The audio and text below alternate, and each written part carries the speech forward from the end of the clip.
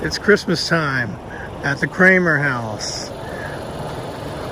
Unfortunately, the owners that own the Kramer house don't or are not participating in Christmas lights this year, apparently. But this would be Mitch and his sister's, obviously the Kramer home. And why I came here at night, I don't really have a reason. Actually, I've never really attempted the houses. So this is a little extra. The only house I've been to is Carl's house. But I did not ever attempt to, oh, Carl and Pickford's house. But I have not attempted to see the other houses like Mike's and Mitch'S. But this is Mitch'S. It's actually coming in pretty good. It's pretty dark out here. This iPhone's picking up this low light stuff pretty good. So you can see the house number there. Apologize for the noise here because it's like I said, it's very low light. And I'm trying not to be detected. There's people in and out, moving in and around behind those windows. And I don't want to be that guy that's just like filming their house. But anyway, this is about the angle. There's a lot of running around, you know, with Mitch coming in and out of here, come here. And he comes out at one point, and Wooderson's parked right here, this angle. And he comes out, gets in the car, and that's where we have the famous line. Say, man, you got a joint? No, not on me, man. It'd be a lot cooler if you did. And shot right here. Well, while I'm out and about in Austin picking up night shots of some of these spots that I've only seen during the day, as you just saw, just left the Kramer house, and about a mile and a half or so down the road is this a familiar spot. The Violet Crown Shopping Center, where I was just at not long ago, during the day, mind you. The Emporium exterior. Well, now we're thinking exterior and interior after my last video. But isn't that so cool to think that all of this happened right here? I mean, this was a booming nightclub lounge back in the early 90s. I wonder what it actually was at the time, you know? We know that it was set dressed to be the Emporium for the film, but what was it in real life during that year? I'm just fascinated by it all, you know? All these guys are just lined up against this wall. Of course, you've got this plaque, which I've shown to document the filming, which is awesome in itself. So much happened along this exterior wall.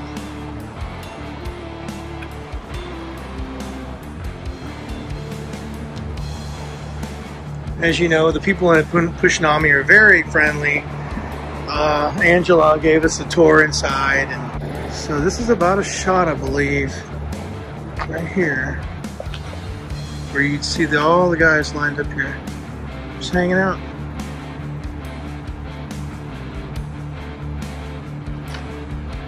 You can see Mitch and the girl he's talking up there, and Wooderson, you know, talking about how he continues to get older and the girls stay the same age. I mean, all of that right here. There's even a scene close up about right in this area. Parked in one of these spots here. I forget what the bully's name is. The guy that bows up to Mike at the end. But their shots like from about right here. It's a close-up shot, and they're talking cars.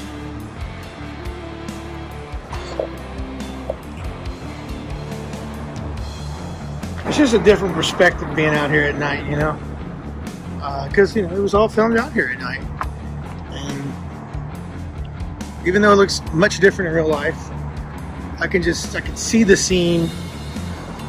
I can see the start of the scene coming. The car is coming right around this corner. And then, of course, this area.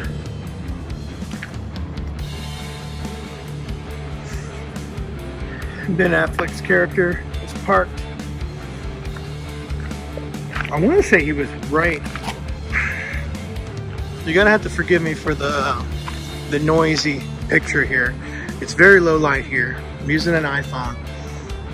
Even though it's a low light mode, it's not the best for video. But Affleck's character's parked right here. Now, at the time, I don't think this curb was here. And I think the grass,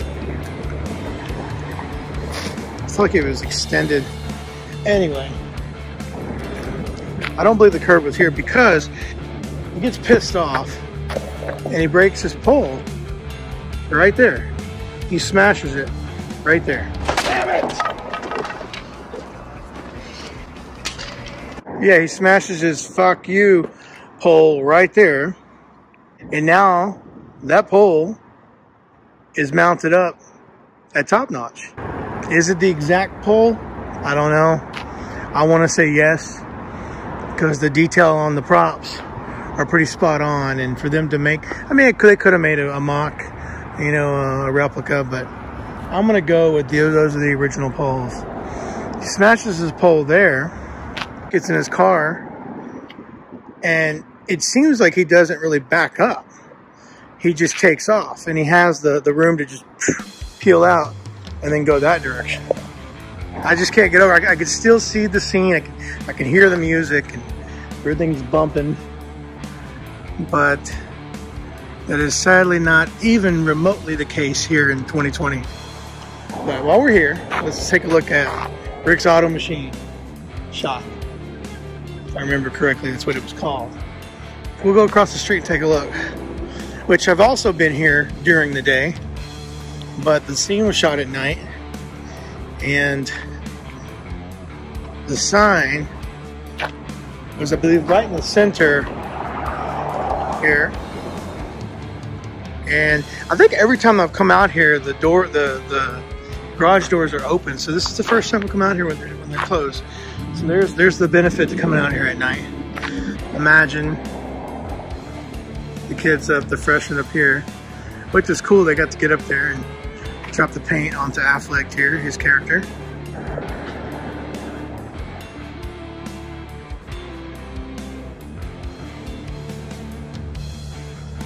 Pretty busy road. Well, at least busier than I want it to be.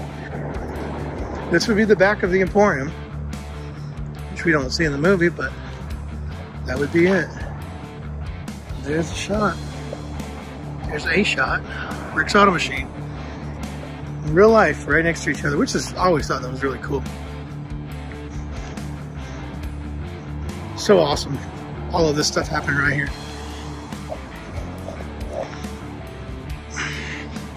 Yes, I know it's a movie. It was all staged. It was all produced.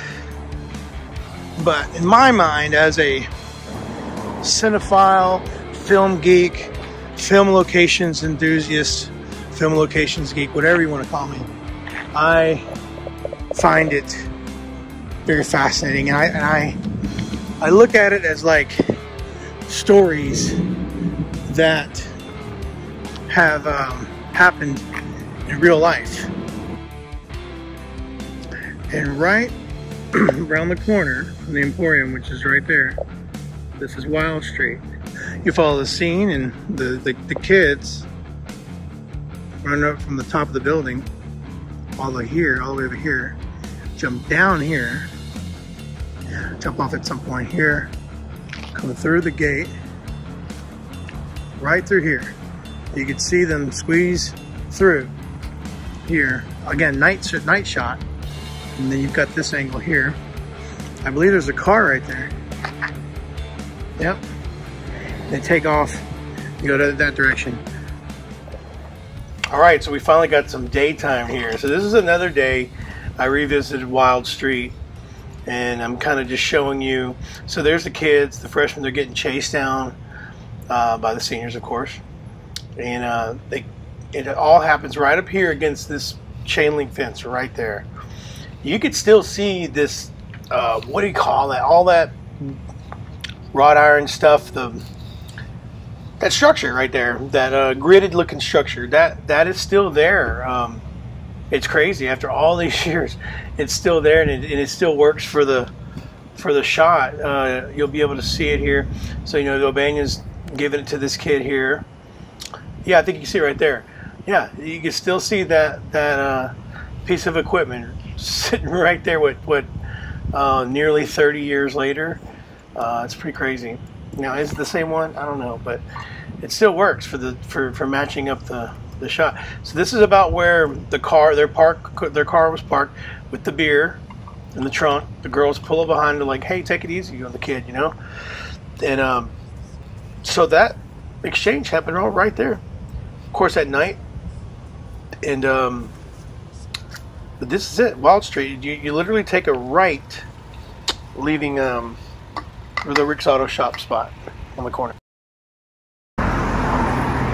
Here's a little bonus location. I've never actually been here, but this was the building that sat in for the rec center. The new freshmen have their little dance, and you hear Nazareth's "Love Hurts." It would have been standing right here, but it is now the Texas Center School for the Blind and Visually Impaired. The structure would have been right here. It's been since torn down and completely upgraded to this school. You might be able to see the sign. There you go. Yeah, it would have been right here. Unfortunately, it doesn't stand anymore, but I was in the area. It's about 2 miles from the building they use for the Emporium, the exterior for the Emporium. So I had never made any effort to come by and see it. So this is where it would have been. It's too bad it doesn't stand anymore, but this looks to be a better school for these kids.